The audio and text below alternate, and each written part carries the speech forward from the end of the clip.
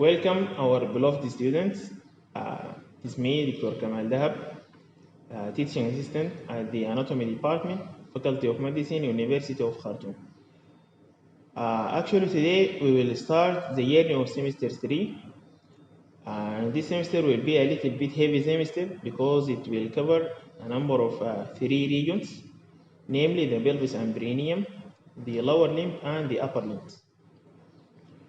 Okay, the whole semester will be covered in 13 practical sessions, three sessions for the pelvis and perineum, 5 for the lower limb, and then finally 5 for the upper limb. Following Ramadan, inshallah, a complimentary hands-on session will be held here at the dissection room in order to complete the material of the practical sessions. After the online session, an additional clinical scenario will be delivered and discussed through Zoom meeting. Okay. Today, inshallah, we will start the practical sessions for the pelvis and perineum. In the first practical, today we will discuss the osteology of the pelvis, namely what is known as the bony pelvis, plus the pelvic wall. We will study the pelvic wall and its components. Okay, and then let us start our first practical sessions.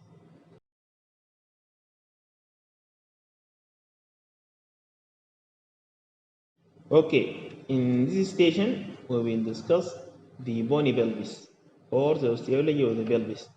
Firstly, we will discuss the individual components, namely the sacrum and the hip bone or the innominate bone. Then we will see the articulated pelvis and discuss the sex differences and its position. Okay, so this bone, as you can see, this triangular bone, triangular in shape, this is called the sacrum. Okay, this sacrum is represent a fusion of number of 5 sacral vertebrae from S1 to 3, 4, and 5. Okay, they are the same as the lumbar and thoracic vertebrae, but what characterizes them is that they are fused together. Okay, as you can see, they are forming a single unit. Okay, as you can see here, this pelvic surface or the anterior surface of the sacrum, it is a little bit concave. Okay, it is concave, and this is the posterior surface of the sacrum, and it is convex forward. Okay, then we have here is the upper or superior surface of the sacrum, bearing this articular surface for the 5th lumbar vertebra. Okay, here we have the 5th intervertebral disc between the L5 and the first sacral vertebra. And these are the superior articular facets for the inferior articular processes of the 5th lumbar vertebra. Okay, now this is the first sacral vertebra, have this projection forward. This one, it is called the promontory of the sacrum. Okay, or sacral promontory. It is forward projection from the first or the body of the first sacral vertebra. Together, this is the lateral mass of the first sacral vertebra. On the lateral aspect, we have this labeled area. It is called the articular surface for the sacroiliac joint. It will articulate with the auricular surface of the hip bone. Okay, together, this is the right one and this is the left one. They form the sacroiliac joint, which is the synovial joint. Okay, then inferiorly we have this surface. Okay, small surface for articulation with the coccyx, and coccyx is actually a number of small 3 to 5 small bones that fuse together and represent a rudimentary tail. Okay, and let us see the feature of the pelvic surface or the anterior surface. As you can see here, the anterior surface has these ridges, as you can see here. Okay, these ridges represent the fusion of the intervertebral disc, okay, the diffusion between the two subsequent vertebrae. And this was originally the area of the intervertebral disc, okay, as you can see this ridges. Okay, lateral to this ridges we can see this foramina. It is called the anterior sacral foramina. We have a number of 1, 2, 3, 4 foraminae, okay, and this uh, for the exit of the anterior or ventral rami of the sacral spinal nerves. These for the first, second, third, fourth, and the fifth will exit between the lower part of the sacrum and the coccyx from this area. Okay. Posteriorly, we have this midline structure in black label here. It is called the median within the median sacral crest. And actually, the median sacral crest represent the spinous processes of the fused sacral vertebrae. Okay. Then lateral to it, you can see this fine crest. It is called the medial sacral crest. And this medial sacral crest represents the superior and inferior articular facets of the vertebrae. Lateral to it, we have this foramina. It corresponds to the anterior foramina. It is the posterior sacral foramina. And the posterior sacral foramina for the exit of the posterior or dorsal rami of the sacral spinal nerve. Lateral to it, we have this ridge is called the lateral sacral crest, and this lateral sacral crest actually represents the transverse processes of the sacral vertebrae. Okay. Then we have here inferiorly, we have this hiatus is called the inferior sacral hiatus, and this one is the superior one. Okay. The superior one is for passage of the lower spinal nerves. Okay. Because here the spinal cord ends and we have just left with the spinal nerves.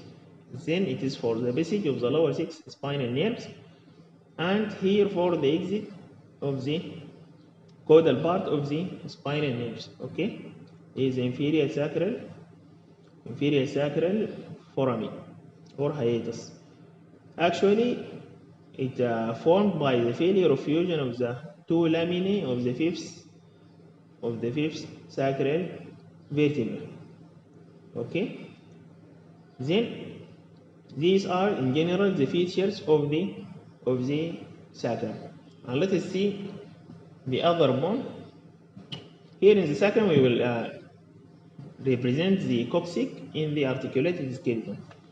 The other bone that forms the bony pelvis is this bone. It's actually the hip bone. It is called the innominate bone because it has a number of three names. Okay, or it is formed by three components. It is formed by anteriorly. Okay, if you put it in an anatomical position like this, is anteriorly we have the pubic bone, superiorly we have the ilium, and posteriorly we have this is the ischium. Okay, this is the pubis, ischium, and ilium. Okay, then the ilium here is the superior one. We have an inner surface and outer or gluteal surface. Okay, this is the outer gluteal surface and this is the inner surface. Okay, all these are the ilium. This is the ala or the wing of the ilium. Okay, this is the anterior superior iliac spine, and this is the anterior inferior iliac spine. Okay, behind this is the posterior superior iliac spine, and this is the posterior inferior iliac spine. All this is called the iliac crest. Okay, iliac crest connects the anterior superior iliac spine anteriorly to the posterior superior iliac spine posteriorly. On the outer border, the iliac crest has this tubercle. It is called the tubercle or the tuberosity of the iliac crest. Okay, or iliac tuberosity. Okay. On the lateral surface, we have this is the acetabulum. Okay, the acetabulum is actually the area where the three bones meet together. Okay, when if you put a line from the ilium superiorly, then divide this line posteriorly and anteriorly. This will divide the all components. Superiorly is the ilium, anteriorly is the pubis, and posteriorly is the ischium. Okay, so this is the ilium. From the inside, this is the ala or the iliac fossa, which is give origin to the iliacus muscle. Okay, iliacus muscle. From here, from the iliac crest, we have the origin of the abdominal muscles. Okay, external oblique, internal oblique, and transversus abdominis muscle. All have origin from the iliac crest. Okay, then let us see the pubis. Okay, or the pubic bone. Here you can see this foramen, this large foramen is called the obturator foramen. Okay, the obturator foramen actually forms from the pubic bone and from the ischial bone or ischium, and with contribution from the ilium. Okay, this medial, it is the surface for symphysis pubis for articulation with the other iliac bone. Okay, anteriorly you have this tubercle, it is called the pubic tubercle, which provides attachment, as you already studied in the abdomen, for the inguinal ligament, which runs from the pubic tubercle up to the anterior superior iliac spine, from here to here is the attachment of the inguinal ligament. Okay, now this is called the iliopubic eminence. This area provides attachment to the psoas fasciae and psoas minor muscle. Okay, this is called the pubic crest. Okay, this is called the pubic crest, and from inside you can see this line in the pubis. It's called the pectineal. Okay, pectinis pubis, or the pectineal line of the pubis. Okay, if you follow this line posteriorly, you can have this line on the ilium. It is called the arcuate line. Okay, then this is the pubic crest, this is the pectineal line, and this is the arcuate line. Okay, these lines together will form the boundary of the boundary of the pelvic premium, as we can demonstrate it later. Okay, then let us see. This is called the superior pubic ramus. Okay, this is the superior pubic ramus, and this is the inferior pubic ramus. The inferior pubic ramus will meet the ischial ramus at the ischio-pubic ramus. Okay, when it meets the ischial ramus here, this one, it is called the ischio-pubic ramus. Okay, together they form ischio-pubic ramus.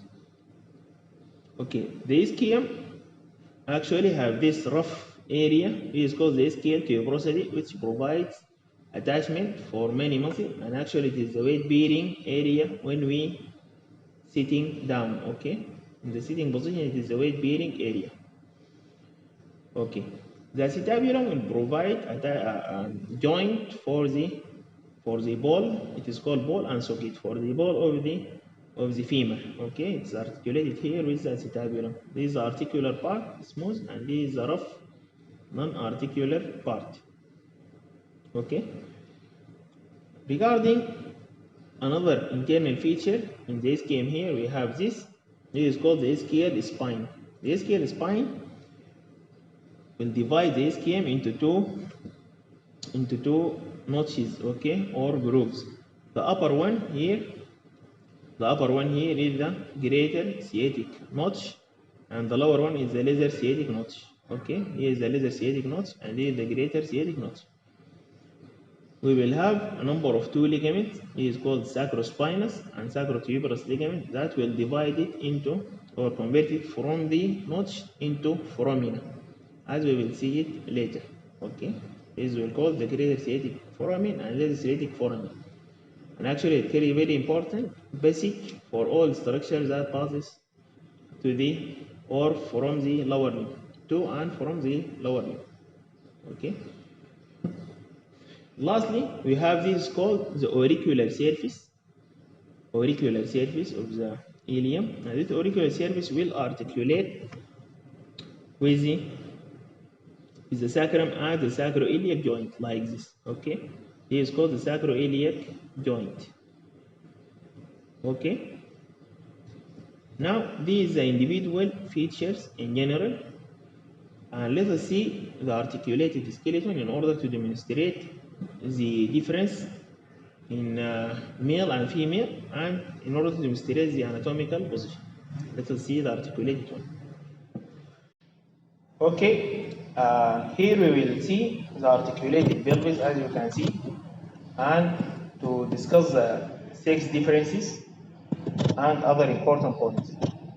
Okay, as you can see here is the two hip bones articulated together with the sacrum here posteriorly. Okay, the two hip bones articulated anteriorly at this area is called the symphysis pubis. Actually, the symphysis pubis is a secondary cartilaginous joint. It permits a little bit range of movement. Okay. Posteriorly, as you can see here, the hip bone on the left side articulated with the sacrum and the sacroiliac joint, which is the synovial joint with which is almost immobile joint. Okay, and this on the right side is the right sacroiliac joint. Okay, then the three bones together encloses this cavity. Okay, it is called the pelvic cavity. This pelvic cavity has this brim. Okay, this line is called the pelvic brim. The pelvic brim is formed from the pectineal line or the pubic crest and pectineal line anteriorly here, laterally by the arcuate line of the ilium, and posteriorly by the ala of the sacrum and the sacral promontory. Okay, if you follow it from anterior to posterior, you will arrange it like this: the pectineal or the pubic crest, pectineal line, arcuate line, ala of the sacrum and the sacral promontory. Okay, this encloses the pelvic cavity and demarcates the true pelvis from the false pelvis. Any area that lies above the pelvic brim, it is called the false pelvis, and the cavity below it is called the true pelvis. Okay, actually the false pelvis here is occupied by the iliacus muscle. Okay, but the true pelvis is occupied by the muscles that form the pelvic side wall and posterior wall, and we will discuss it in the next station. Okay, then let us demonstrate the anatomical position of the pelvis. Regarding the hip bone, okay, this one, okay, but in order to make it easier for you, this is the anterior superior iliac spine, as you can see here. This is the anterior superior iliac spine, and this is the pubic tubercle. Okay, when we put a vertical line like this, vertical line, the anterior superior iliac spine and the pubic tubercle must lie in the same vertical line. Okay, they are touching the same vertical line when we put it from above downward. Okay, then we have a transverse line or horizontal line. Like when we demonstrate the horizontal line, number of 5 structures must touch this horizontal line, namely the superior border of the symphysis pubis here, the ischial spine, the tip of the coccyx posteriorly, and the tip of the greater trochanter of the femur, and the head of the femur. All these structures lies at the same horizontal line. Okay. Then regarding the sex differences between the male and female, generally for the purpose of parturition, pregnancy, and delivery, the female pelvis is wider than the male pelvis. Okay, this is a general comparison. But when we talk about the details, Regarding this area, it is called the subpubic angle. Okay, this area between the two pubic bones. Okay, the subpubic angle, it is narrow in male. It's like the angle between my index and middle finger, like this. Okay, it is an acute angle. But when we talk about the female pelvis, it becomes wider, like the angle between my index and the thumb. Okay, it is wider. This is regarding subpubic angle. Then, when we see this obturator foramen, okay, this one, it is better to demonstrate it here in the isolated one. This obturator foramen, it becomes triangular, in female, triangular in female, and oval in males. Okay, oval in males and triangular in females. Okay, then when we see the scale spine, the scale spine here is the spine of the ischium. In males, it is more or less inverted and longer. Okay, so it leads to a narrow pelvic cavity. Okay, it is narrow or longer and inverted inward, as you can see it here. Okay, this is the ischial spine. Okay, inverted and long. This is the ischial spine of the male. But in female, it is everted to the outside and short in order to increase the pelvic cavity.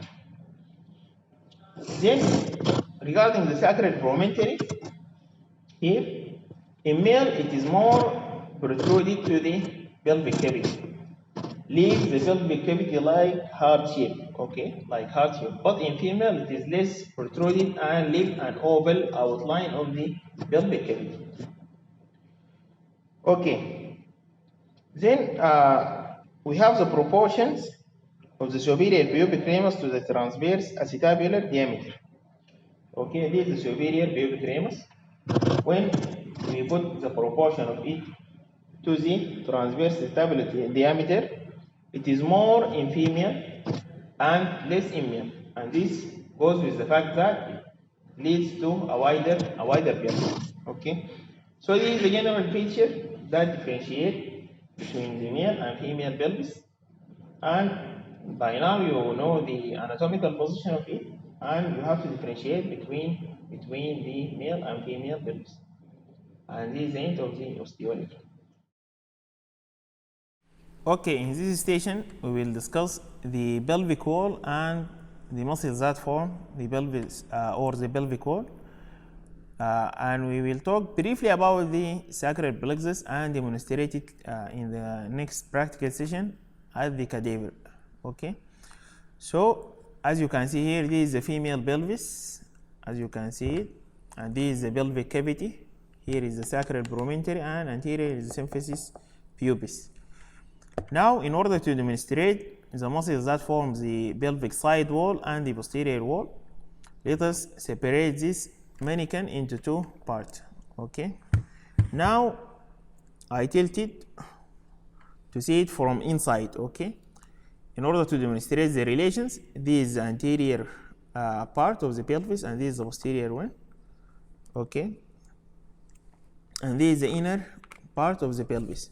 Okay, you are seeing now directly the pelvic side wall. This is called the pelvic side wall, and this is the posterior wall because this is the sacrum. Okay, the pelvic side wall actually formed of this muscle. The upper one here, it is called the obturator internus muscle. This muscle is the obturator internus. It arises from the obturator foramen here around the margin, and it's covered in the cadaver by a thick fascia. It's called the obturator fascia.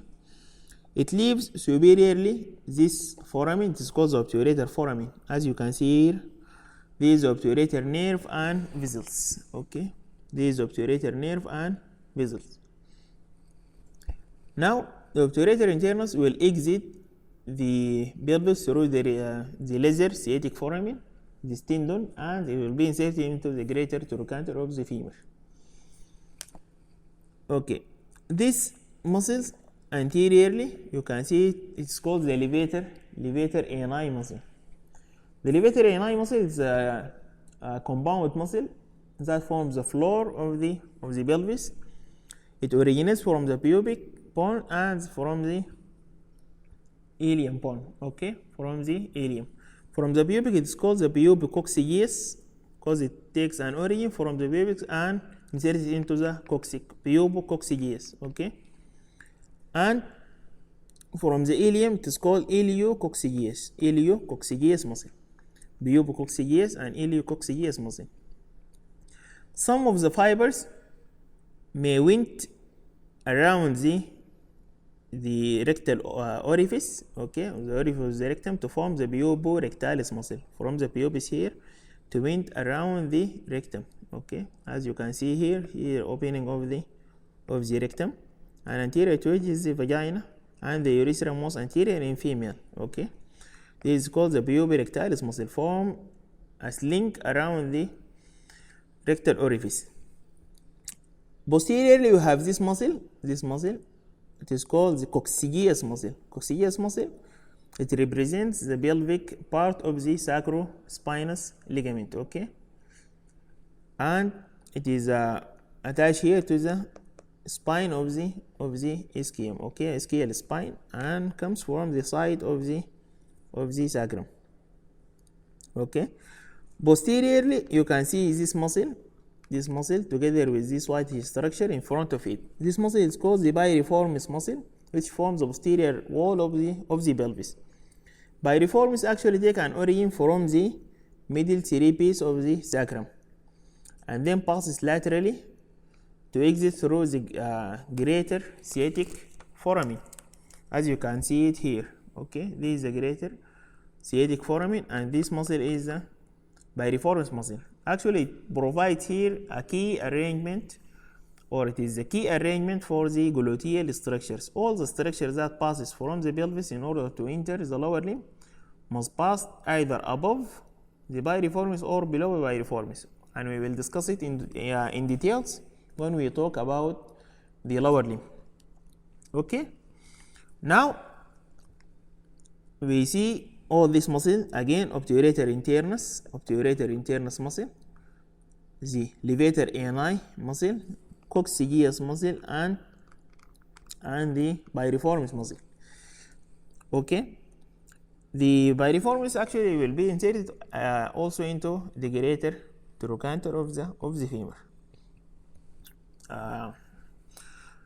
And then let us see this white structure. These are the sacral spine or ventral lemma of the sacral spinal nerve, together with this one coming from above.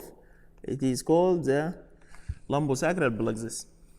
Actually, these you can see now the it is called the sacral plexus. Sacral plexus, it is a network-like structure as any plexus that formed from the ventral lemma of the upper four sacral spinal nerves, with contribution from the fourth and fifth lumbar spinal nerves. Then it is formed from L4, 5, S1, 2, and 3. Plus or minus 4 will give separate branches. Okay, separate branches. Okay. Now we have this large one. This large one, it is the sciatic nerve. Okay, sciatic nerve will exit above the piriformis muscle, and the sciatic nerve will be formed from the all component L4, 5, S1, 2, and 3. Okay, and then there is another small nerves. We will discuss all of it at the cadaver level when we study the medial sagittal section of the pelvis. But you have to know that some nerves arises from the anterior division and some from the posterior division, and some of them are muscular and some of them are cutaneous. Okay, but you have to know that the largest one here, it is the sciatic nerve, which is the principal nerve of the lower limb. We will discuss the details later on in the next practical session, inshallah. As you can see here again, this is the internal iliac artery, okay, together with the ureter here, and we will discuss its branches and so and so in the next practical again. Okay, by this we conclude our first practical session, and see you next time inshallah.